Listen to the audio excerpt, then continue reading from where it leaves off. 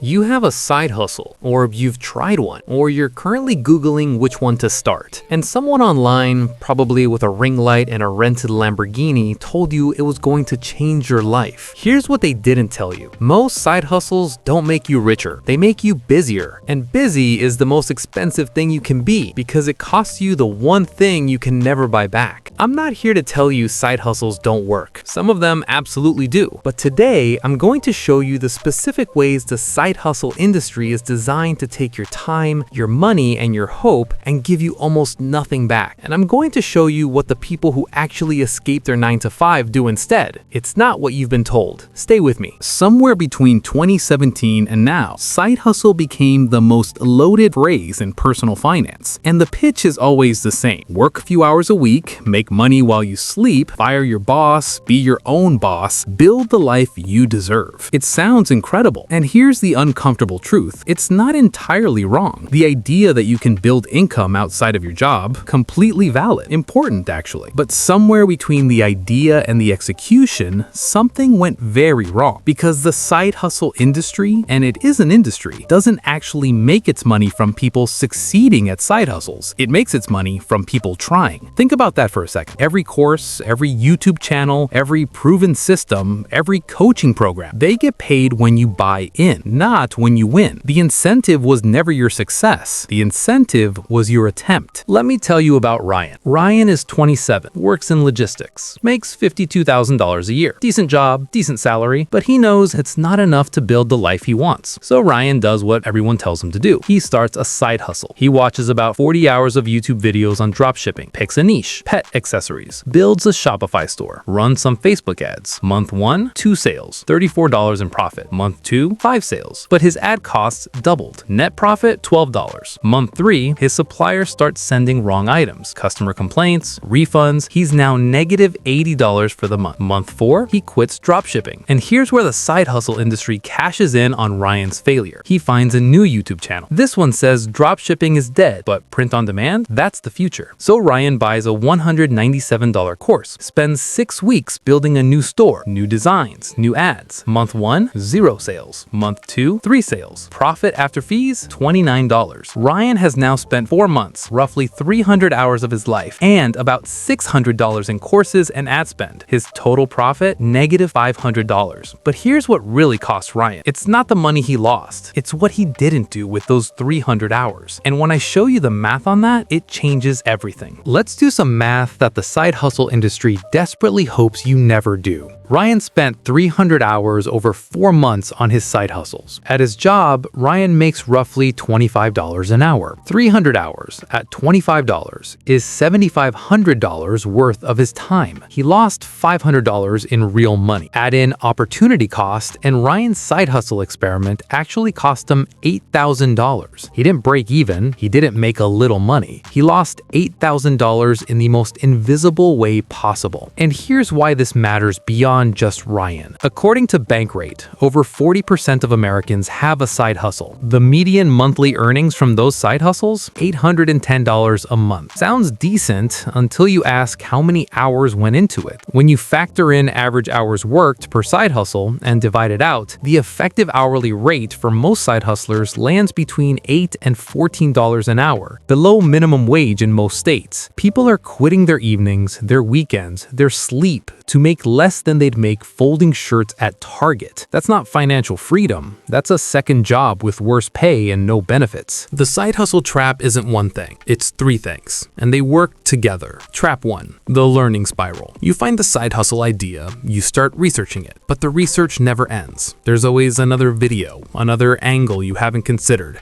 another person saying the thing you're doing is wrong and their method is better. You spend 60 hours learning before you ever do anything, and when you finally start, you're already mentally exhausted. The learning spiral is the side hustle industry's most powerful weapon because it feels productive. You're not procrastinating, you're preparing. Except preparation with no execution, it's just expensive procrastination with extra steps. Trap 2. The shiny object cycle. Every 6 months, there's a new best side hustle, and the cycle is always identical. Early adopters make money, they make content about making money, everyone rushes in, market gets saturated, early adopters pivot and make content about the next thing. By the time you hear about a side hustle on a mainstream YouTube channel, you are not an early adopter. You are the market the early adopters are selling to. Trap 3. The false metric. This is the most insidious one. The side hustle industry measures success in revenue. I made $10,000 last month. Not profit, revenue. $10,000 in Shopify sales with $9,200 in ad spend, product costs, and platform fees is $800. $800 divided by the hours worked is barely enough to justify the electricity bill, but $10,000 month gets the clicks. $800 after expenses divided by 60 hours barely trends on TikTok. And this false metric does something really specific to your brain that keeps you stuck longer than you should be. I want to explain exactly what that is, because once you see it, you'll recognize it immediately.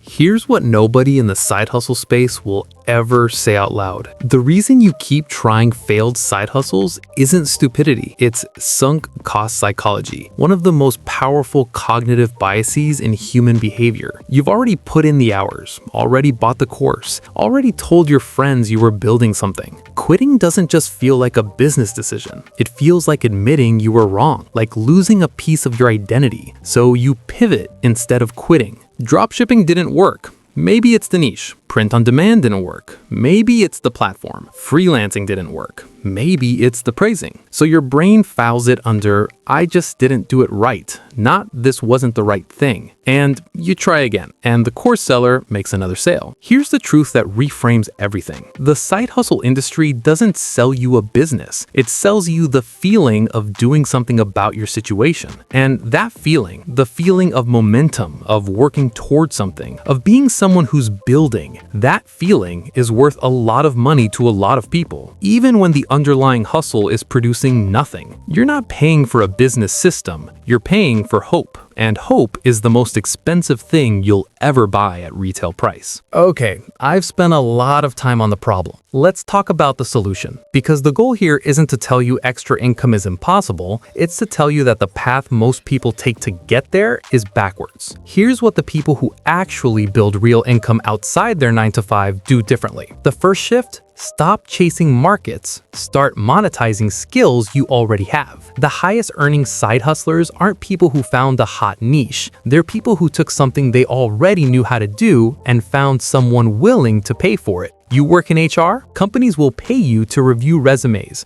write job descriptions, train small business owners on hiring. You're good at Excel. Freelance data work pays $35 to $75 an hour, and demand is constant. You understand social media for your current job. Small businesses will pay $500 to $1,500 a month for someone to manage their accounts. Skill-based side income has one massive advantage over every dropshipping store or print-on-demand shop. You can make your first dollar within days, not months. And your first dollar is the most important one because it proves the model works. The second shift: stop trying to make $10,000 a month and start trying to make $500. The side hustle industry sells the big number because the big number gets clicks. But $500 a month of real, consistent, skill-based income, that covers your car payment. That's your emergency fund building $6,000 a year. That's the beginning of actual financial optionality. $500 a month sounds boring. $500 a month changes what risks you can afford to take. The third shift: time is the metric, not revenue. Before you start any side hustle, ask one question: what is my realistic hourly rate from this, after all costs? If the answer is less than $20,